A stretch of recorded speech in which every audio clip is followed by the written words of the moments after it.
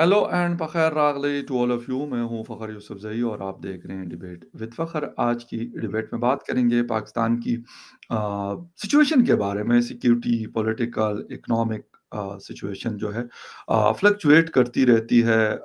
बताया जाता है कि इकोनॉमी बहुत अच्छी सिमत में या अच्छी डायरेक्शन में जा रही है। अ, हमारी दुआ है कि ऐसा हो और उसका जो जो रिलीफ है वो आम पाकिस्तानी को मिले, क्योंकि इन्फ्लेशन 44% है। अ, इसके बावजूद कहा जाता है कि नहीं, एवरीथिंग इज फाइन, सब कुछ बहुत अच्छा चल रहा है। डेविस में अभी वर्ल्ड इकोनॉमिक फोरम का जो एनुअल सेशन होता है वो शुरू हो रहा है और जो 19 जनवरी तक जारी रहेगा, उसमें पाकिस्तान के केयरटेकर प्राइम मिनिस्टर अनवरुल्लाह काकड़ साहब भी जा रहे हैं। और वो कह रहे हैं कि हमने वहां पे एक तो अपनी इकोनॉमी को $1 ट्रिलियन की तरफ लेके जाने के लिए, प्लस इन्वेस्ट इन पाकिस्तान का जो स्लोगन है वो लेके जाएंगे।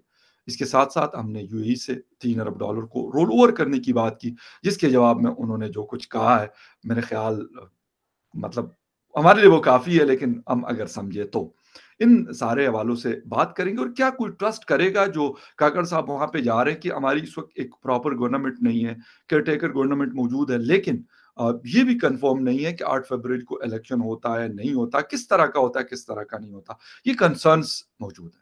इन सारे हवालों से बात होगी और बात करने के लिए हमें ज्वाइन कर रहे हैं senior analyst from Islamabad, doctor Basharat Hasan साहब। डॉक्टर साहब, thank you very much for joining my show. Thank you जी। अस्सलाम वालेकुम। अस्सलाम वालेकुम सर।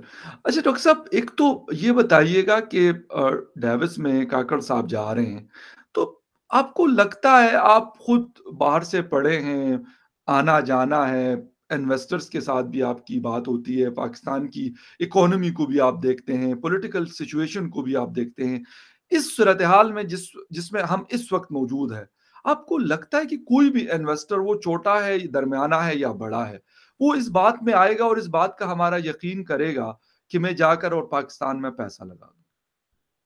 देखें, ये बहुत एक नेगेटिव प्रोपेगेंडा किया गया है पीटीआई के जो ओवरसीज जो है ना, इनके सपोर्टर्स हैं उनकी तरफ से। और जिससे भी बात करो यहाँ कोई भी प्रोजेक्ट लाने के लिए तो कहते हैं कि पाकिस्तान तो कोई आने के लिए तैयार ही नहीं है जी। और यहाँ तो करता ही नहीं है। लेकिन ये प्रोपेगेंडा है, ये मेरे ख्याल है 8 फरवरी के बाद ये चीज़ ठीक हो जाएगी। ये कुछ जी। अरसा रोए पीटेंगे, मातम करेंगे, पीट पीट के उसके बाद ये खामोश हो जाएंगे और फिर जी। वो दोबारा चीज जो है नॉर्मलाइज हो जाएगी। जहां तक ये ताल्लुक है कि डेवोस में ये जो गए हैं काकड़ साहब केयर टेकर प्राइम मिनिस्टर के तौर पर, और वहां पर वो इन्वेस्टमेंट लाने की कोशिश कर रहे हैं, इसकी वजह एक और है। देखें, हमारा जो पॉलिटिशियन है वो इतना बड़ा चोर और करप्ट है, चाहे किसी भी पार्टी का है, जी। तो उसके ऊपर कोई दुनिया में बिलीव नहीं करेगा। और अगर वो पैसे मांगेगा तो दुनिया में कोई भी उसको नहीं देगा, क्योंकि उन्हें जी। पता है कि करप्शन में ये पैसा खा जाएंगे। जी। चाहे कोई पार्टी हो। मैं तो ये कहता हूँ ना कि पाकिस्तानी जो अवाम है उनके पास तीन बड़ी चॉइसेस हैं। अवाम जो है वो भेड़ बकरियों की तरह है। बड़े गौर से सुनिए मैं क्या कह रहा हूँ। सही कह रहे और जो तीन पार्टियां बड़ी हैं ये कसाब हैं, तीन कसाई हैं जो छुरे लेके खड़े हुए हैं। और इन भेड़ बकरियों को चॉइस दी जा रही है कि इन तीनों में से कोई एक तुमने चुनना है। तो जी। हैं चारों के चार, तीन के तीन जो हैं वो बड़े कसाई हैं। और बाकी जो छोटी छोटी पार्टियां हैं वो मैं कहता हूँ मौसमी कसाई।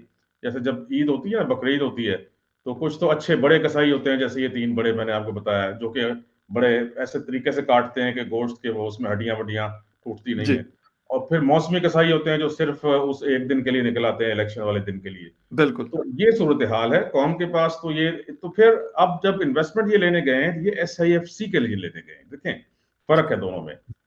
सियासतदानों को कोई जो है इनकी क्रेडिबिलिटी नहीं है, लेकिन जहां भी ये गए हैं, चाहे वो सऊदी अरब गए हैं, UAE गए हैं, कतर गए हैं, इन गवर्नमेंट्स ने चाइना गए हैं। जहां, हाँ जी, जहां भी गए हैं उनकी गवर्नमेंट्स ने इनसे ये कहा है कि जब तक फौज गारंटी नहीं देगी पाकिस्तान की कि हम जो है इस इनिशिएटिव के पीछे हैं, हम कोई इन्वेस्टमेंट पाकिस्तान में नहीं करेंगे। इसी वजह से ये SIFC बनाई गई है।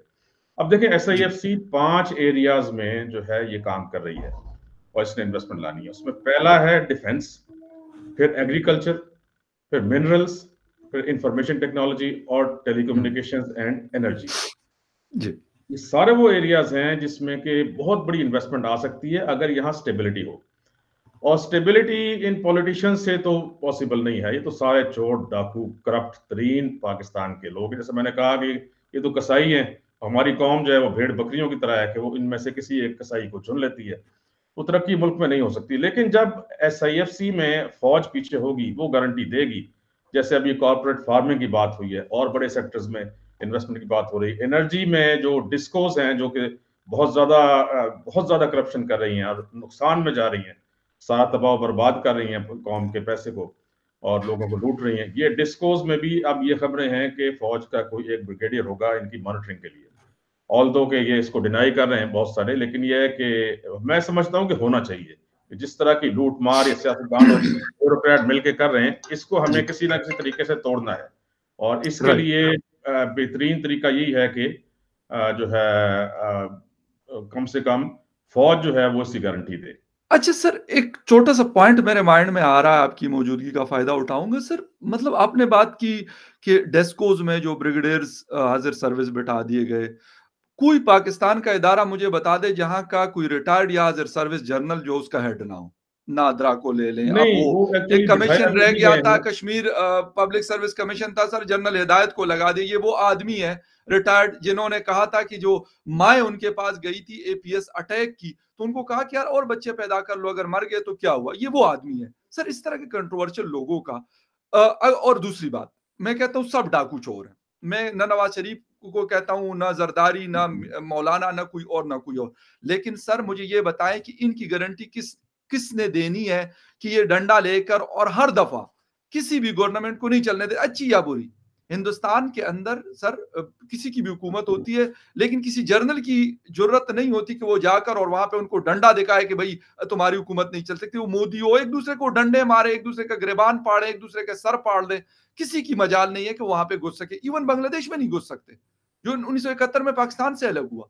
तो सर हम कैसे कह रहे हैं ये पूरा, फिर प्राइम मिनिस्टर सदर भी ये बैठ जाए तो बात ही खत्म हो जाएगी। क्यों पॉलिटिकल पार्टीज को आने देते हैं? ये टेक ओवर नहीं, पूरा क्यों मसला नहीं ये है करते ना, कि मतलब हमारे मसला साथ मजाक बनाया हुआ है? मसला ये है कि जी ये पाकिस्तान की डिमांड नहीं है, जी। ये डिमांड है इंटरनेशनल इन्वेस्टर्स की, ये राइट सर। डिमांड है सऊदी अरब के MBS की, ये डिमांड है ओके सर। कतर के अमीर की, ये जी डिमांड है UAE के जो हेड है उसकी। जी। वो इन पाकिस्तानी सियासतदानों के ऊपर बिल्कुल डिपेंड नहीं, इनके ऊपर बिल्कुल भरोसा नहीं करते।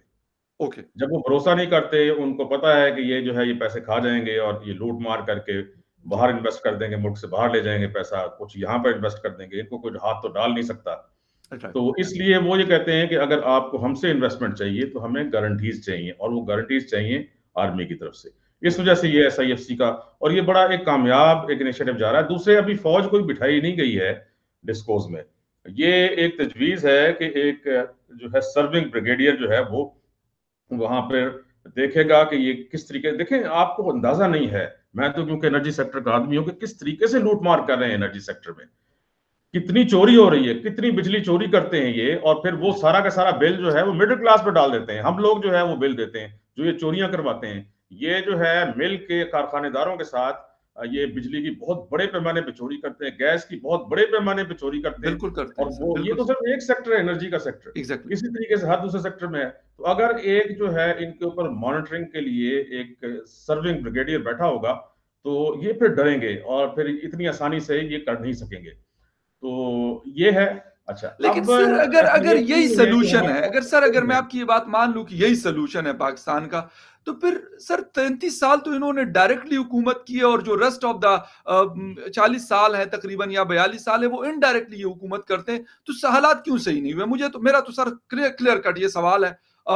हो सकता है मतलब आप किसी बात तो नहीं कर रहे, लेकिन बहुत सारे लोगों को ये चुभता भी और बुरा भी लगता है। लेकिन क्यों नहीं बेहतर हुआ? पाकिस्तान क्यों पीछे रहा इस रीजन में? बांग्लादेश 1971 में उनके पास 50-55 अरब डॉलर सर रिजर्व पड़े हुए हैं। हम मांग तांग के कभी UAE से कभी चीन से, बेशक वो आर्मी चीफ मांग के लाते हैं या वो कोई पॉलिटिकल आदमी लेके आते हैं, लेकिन वो भीख है सर, वो हम मांग के हम लाते हैं, वो हमारे अपने पैसे नहीं होते, उसमें वो हमारे बात ये वही हुई पड़े है हुए ना हैं। कि जनरल जिया जब आया, जी जनरल जिया ने ये किया कि वो राइट विंग का आदमी था, किसी मौलवी जी। का या क्या कोई इस तरह का, बिल्कुल ठीक है सर। वो जो है राइट विंग का आदमी था, उसने यहाँ की जो मजहबी पार्टियां हैं इनको बहुत जी ज्यादा सपोर्ट किया। और बिल्कुल सर। पीपल्स पार्टी का हमारा जो सबसे बड़ा लीडर था पाकिस्तान का, जनाब जुल्फकार अली भुट्टो, जो प्राइम हम्म। मिनिस्टर थे, उनको उसने कत्ल करवा दिया बिल्कुल ये अदालतों के जरिए। बिल्कुल ठीक, तो बिल्कुल कत्ल करवाने के बाद भी जब उसकी पॉपुलैरिटी खत्म ना हुई, उस पार्टी की, पीपल्स पार्टी की, पाकिस्तान पीपल्स पार्टी की पॉपुलैरिटी जब खत्म ना हुई, तो उसने ये नवाज शरीफ को जो है निकाला।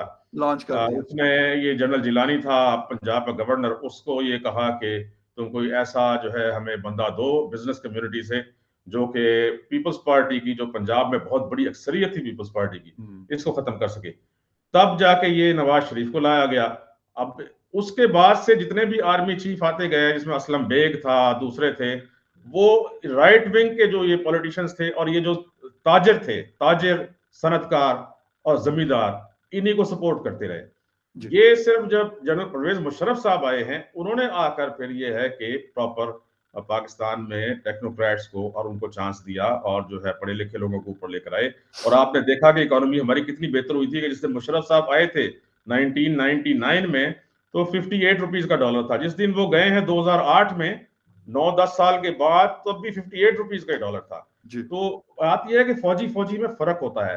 कुछ तो ऐसे जाहिल फौजी होते हैं, जैसे कि जनरल जिया था और जो है उसके साथी थे, जिन्होंने बेड़ा गर्क कर दिया इस मुल्क में, क्लाशनकोव कल्चर ले आए, तखरीबकारी ले आए, 60-70 लाख जो है अफगानों को लाकर इधर बसा दिया, इस मुल्क का बेड़ा गर्क कर दिया, इसकी इकोनॉमी का बेड़ा गर्क कर दिया। यहाँ पे कोई सारी बेरोजगार हो गए, इंजीनियर क्या और डॉक्टर क्या और बड़े बड़े क्या। तो फौजी फौजी में फर्क होता है। तो पढ़े लिखे फौजी अच्छे फौजी होते हैं, जैसे कि जनरल परवेज मुशर्रफ साहब थे, या अब जो है ये आर्मी चीफ नए आए हैं आसिम साहब, ये हाफिज भी हैं, इंतहाई ईमानदार हाफिज, इनका अपना कोई इंटरेस्ट नहीं है। ये चाहते हैं कि मुल्क को तरक्की दी जाए, और उसके लिए ये SIFC बनाई गई है। अब देख लें कि देखें, अगर हिंदुस्तान ये समझता है कि पाकिस्तान को इस तरीके से इकोनॉमिकली कमजोर करके, या अमेरिका ये समझता है, या वेस्ट ये समझता है, तो वो अपने अहदाफ हासिल कर लेंगे, ये अपना नुकसान करेंगे। ये 25 करोड़ लोग जो हैं, ये इतना आसान नहीं है इनको हड़प करना। तो पाकिस्तान को जो है, पाकिस्तान की इकोनॉमी को इन सब मुल्कों को मिलकर बेहतर करना होगा। लेकिन सर, अमेरिका को तो पाकिस्तान में किसी किस्म में कोई इंटरेस्ट नहीं है। ये पाकिस्तानी बड़ी गलती कर रहे हैं कि वहां जाके मिन्नतें उनकी कर रहे हैं। बहुत अच्छी बात सर, कोई इंटरेस्ट नहीं है अमेरिका का। अमेरिका का अभी पता नहीं नायब वजीर खारजा कौन आया, मैंने कहा चलो एक बंदा आ गया। वो किस लिए आया? वो इसलिए आया कि अफगानियों को कैसे लेके जाना। एग्जैक्टली, बिल्कुल सही कह रहे हैं। लेकिन जबरदस्त बात, बड़ा अच्छा पॉइंट सर आपने रेज किया। बिल्कुल, आई 100% एग्री विद यू। मैं कहता हूं कि सर उनको इंटरेस्ट नहीं है, लेकिन हम अपने पांव पे तो खुद भी कुल्हाड़ा मारते हैं ना। हमने आज तक कभी सोचा है कि हमने इंटरनली अपना जो इंडस्ट्रियल बेस है या बाकी चीजें उसको बेहतर करना है?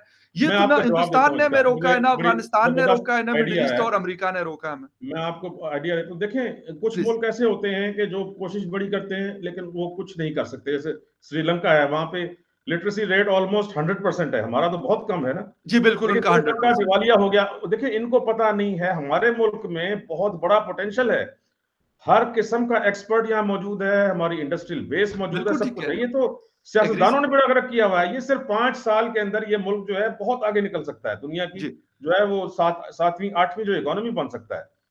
अब उसमें सबसे बड़ा जो रुकावट है वो है हमारे सियासतदान है, चोर हैं, डाकू हैं। अब कोई तरीका ये करना पड़ेगा कि इस मुल्क को जो है इसकी इकोनॉमी का बेहतर किया जाए। और ये जो अभी आपने बात क्या की थी, मेरे जहन में आया था उससे कुछ। सर मैं आपको ये बता रहा था कि अगर हम ये वाली बात कर रहे हैं कि ये सारा कुछ जो है, मतलब एक तो पॉलिटिकल लोगों ने वो किया हुआ, या फिर अमेरिका, बरतानिया, या इन्होंने हमारी तरक्की को रोका हुआ है। हाँ, तो हमने खुद भी तो गलतियां की है ना। मुझे बात याद आ गई। देखिए, दूसरे मुल्कों को ना कोई ऐसी टेक्नोलॉजी अवेलेबल नहीं है, कोई टेक्नोलॉजी देता नहीं है। अमेरिका भी आपको सिर्फ प्रोडक्ट्स जो है बने बनाए देता है, तो टेक्नोलॉजी ट्रांसफर नहीं करता। पाकिस्तान की सबसे बड़ी खुशकिस्मती ये है कि चाइना आपको टेक्नोलॉजी ट्रांसफर करता है। अब हमने जो JF-17 जो एयरक्राफ्ट बनाए हैं, चाइना ने टेक्नोलॉजी ट्रांसफर की है। बिल्कुल इसी तरीके से अभी ये जो कॉर्पोरेट फार्मिंग का SIFC का एक बहुत बड़ा इनिशिएटिव है। अब आपको कॉर्पोरेट फार्मिंग में आपके जो किसान है वो बिल्कुल ही ऑब्सोलीट, बहुत पुरानी जो है टेक्नोलॉजी यूज करते हैं, ठीक है जी, जिससे कि यील्ड पर एकड़ बहुत कम होती है हर क्रॉप की। बिल्कुल ठीक कह रहे हैं। अब चाइना ने ऐसी टेक्नोलॉजी डेवलप कर ली। एक तो इसराइल है पाकिस्तान का दुनिया में जिसका सबसे ज्यादा जो है एग्रीकल्चर में वो सबसे ऊपर है, और फ्रूट प्रोडक्शन में। और दूसरा जो है वो चाइना है। चाइना किसी तरह भी इसराइल से कम नहीं है। तो चाइना की सारी टेक्नोलॉजी जो है आपको अवेलेबल है इस सेक्टर में। एक सेक्टर की बात करते हैं अगर ये फूड की, तो आपका जो ये कॉर्पोरेट फार्मिंग में चाइना आपके साथ आएगा। चाइना आपके साथ आकर आपको जो है हर किस्म की इमदाद देने को और ये फार्म सेटअप करके देने के लिए तैयार है। तो उसके लिए आप जो है जल्दी से जल्दी पॉलिसीज बनाएं और इसको इम्प्लीमेंट करने के लिए उनको बुलाएं। ठीक है, ये कॉर्पोरेट फार्मिंग की आपको क्या चाहिए, आपको फूड सिक्योरिटी चाहिए, आपको वाटर सिक्योरिटी चाहिए, आपको एनर्जी सिक्योरिटी चाहिए। ये तीन सिक्योरिटी जब आपके मुल्क के पास हो गई तो आपकी इकोनॉमी ऑटोमेटिकली जो है वो तरक्की करेगी। आपने क्या किया है कि एनर्जी इतनी महंगी कर दी है कि आपकी जो है पूरी इंडस्ट्री फेल हो गई। आपके लोग जो है वो अफोर्ड नहीं कर सकते, मिडिल क्लास अफोर्ड नहीं कर सकती। फूड सिक्योरिटी आप दे नहीं सकते। टिंडे, पता नहीं इसको इंग्लिश में क्या कहते हैं और हिंदी में क्या कहते हैं, टिंडा नहीं होता वो गोल गोल सा, ये टिंडा 5 रुपए किलो होता था जिसे मुशर्रफ साहब गए 2008 में, आज 260 रुपए किलो है। बिल्कुल, प्याज भी आप यही है, अंदाजा 250 से 280 रुपए किलो है। 250 से 260 280 रुपए किलो ये टिंडे और ये सब्जी बिक रही है। जब आप इतना महंगा कर देंगे हर चीज को तो फूड सिक्योरिटी ना रही कि आपका लोग जो है वो खाना नहीं खा सकते। आटा आपने 170 180 रुपए का बिल्कुल 1 इस किलो तरह का कर पर दिया। केजी है, बिल्कुल सही कह रहे हैं, बिल्कुल। फिर आप वाटर सिक्योरिटी नहीं दे सकते। उधर से जो है इंडिया भी डैम बना रहा है, अफगानिस्तान में भी उसने डैम बना दिया है ताकि आपका पानी कम हो, और आपने अपने डैम बनाए नहीं। आपका हाथ किसने रोका था? देखिए ना, मैं पिछले यही कह 40 रहा हूँ साल सर, मेरा यही इंडिया में क्वेश्चन है। 5000 डैम बना लिए, आपसे एक भी नहीं बना पिछले 40 नहीं साल में। बना। आपको किसने रोका था? बिल्कुल ठीक है, तो बिल्कुल सही आपने कह रहे ये नहीं किया।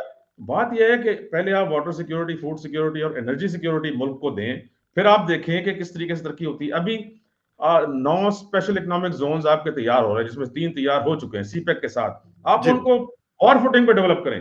चाइना की बहुत बड़ी इंडस्ट्री पाकिस्तान शिफ्ट हो जाएगी, और कुछ ना भी हो तो आपको लाखों जो है ना वो रोजगार मिलेंगे। बिल्कुल, लोगों को जॉब्स मिल जॉब जाएंगी, क्रिएट बिल्कुल। होंगी ना, जॉब्स क्रिएट होंगी, लोग कमाएंगे, उससे आपका स्टैंडर्ड ऑफ लिविंग बढ़ेगा, उससे लोगों में जो है एतमाद आएगा।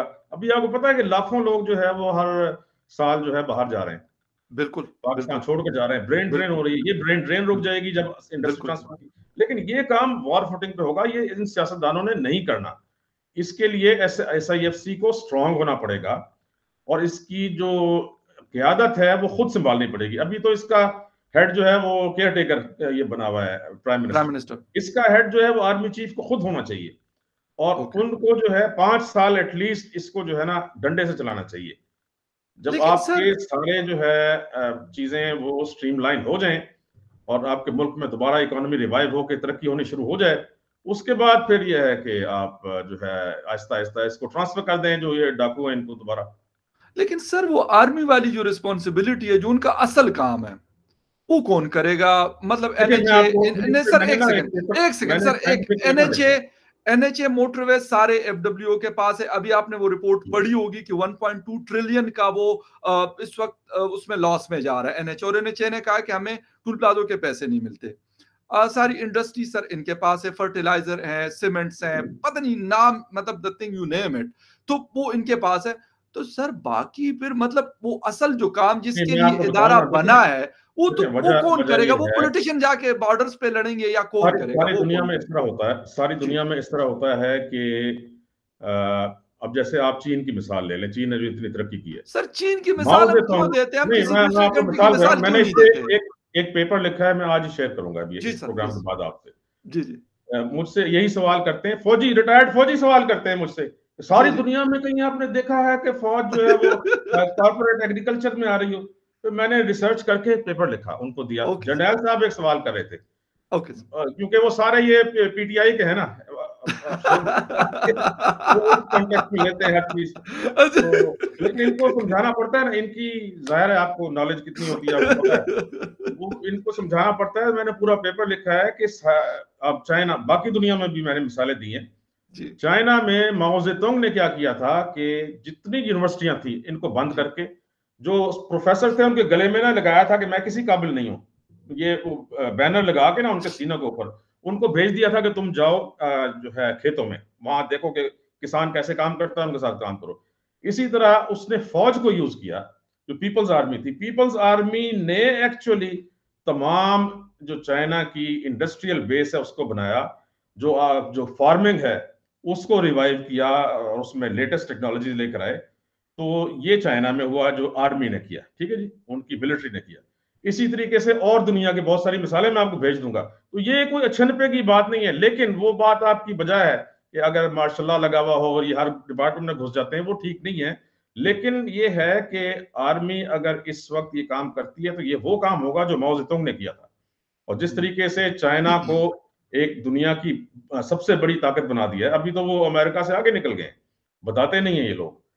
तो वो सिर्फ वजह उसकी ये है कि उनकी मिलिट्री ने मिल के काम किया। देखिए मिलिट्री किस लिए है, एक तो वो हो गई ना कि सरहदों की हिफाजत, तो सरहदों बॉर्डर पे को तो सिक्योर हमारे करना। जंग 71 के बाद से नहीं हुई और आगे भी नहीं होनी, क्योंकि हमारे पास अब जो ये डेटरेंस है ना, न्यूक्लियर, ये जंग को रोकता है। तो सरहदों जी पे तो इनका काम ही बहुत कम रह गया है। इनका काम अब क्या है, जो दुश्मन ने क्या किया है कि वो कोवर्ट वॉर लड़ रहा है आपके खिलाफ, गुरिल्ला वॉर लड़ रहा है। आप ही के लोगों को पैसे देके, अफगानियों को पैसे देके वो आपके मुल्क में जो है हमले करवा रहा है। इनका काम है कि इस कोवर्ट वॉर को रोकें और बाकी फिर मुल्क की तरक्की देखें। अगर ये खाली बैठे रहेंगे, जंग तो हो नहीं रही है, खाली ये वहां पे डीएचएज में याशी करते रहेंगे तो क्या फायदा होगा सारा सर दिन। यही तो है कह कि रहा हूँ इनको मैं, ये आपकी बात काम बिल्कुल करेंगे। आपने बड़ी मजे की सही बात आपने की है।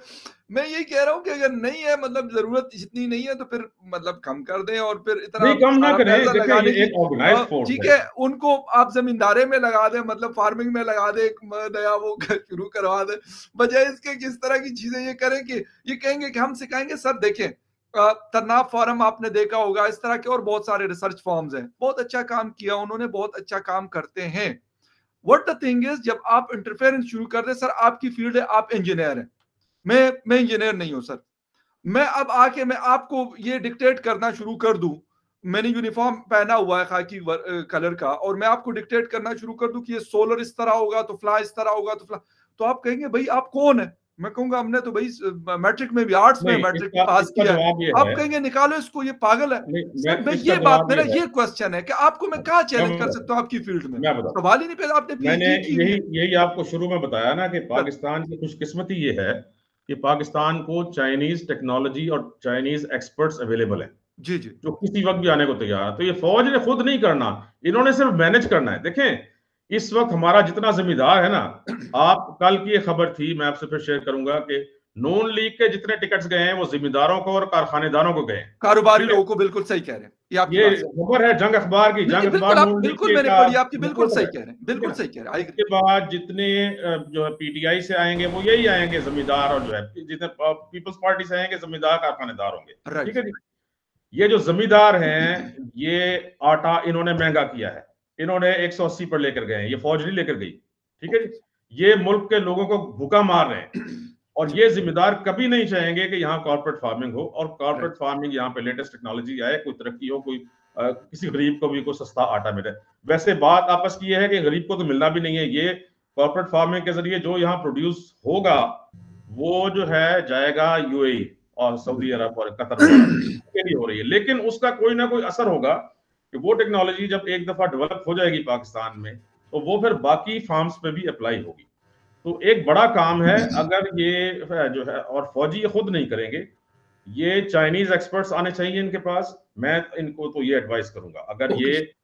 अगर ये सुन रहे हैं मेरी बात, तो मैं मेरी एडवाइस यही होगी कि आपने जिस चीज में आपको पता नहीं है, जैसे आपने बात की कि मैं इंजीनियर नहीं हूं तो मैं इंजीनियरिंग के काम में बिल्कुल मुदाखलत ना करूं, तो मैं तो बिल्कुल। हमेशा से ये कहता आया हूं कि right man at the right job. तो अगर एग्जैक्टली। फौजियों का काम है सिर्फ जो है वो इसको मैनेज करना एडमिनिस्ट्रेशन डंडे से, कि ताकि वहां पे ये लोग काम सही करें। और काम लेना किससे है? टेक्नोलॉजी चाइना से आए, उनके एक्सपर्ट्स आए, वो आके डेवलप करें ये टेक्नोलॉजी, पाकिस्तानी एक्सपर्ट्स को ट्रेन करें, और आगे फिर जो है काम शुरू हो। इस तरीके ठीक है से हम बिल्कुल सर, लास्ट कमेंट चाहूंगा आपसे। यूएई को हमने कहा $3 अरब को रोल ओवर कर दें, उन्होंने फिर एक रिपोर्ट हमें भेज दी कि $10 अरब की तो आपके पाकिस्तानियों ने यहाँ प्रॉपर्टियां खरीदी हुई हैं। सर ये सिर्फ यूएई की बात नहीं है, और भी दुनिया के बहुत सारे कंट्रीज है यहाँ पे, अमेरिका है, लंदन है, फ्रांस है, जर्मनी है, पुर्तगाल है, पता नहीं कौन कौन सी जगह हैं जहाँ पे अरबों डॉलर्स लोगों ने लगाएंगे। क्या कहेंगे इस हवाले से? देखें, पहली बात तो यह है कि पाकिस्तानियों के 10 अरब डॉलर्स नहीं, पाकिस्तानियों के 1000 अरब डॉलर्स जो है वो यूएई और बाकी मुल्कों में इन्वेस्टेड है।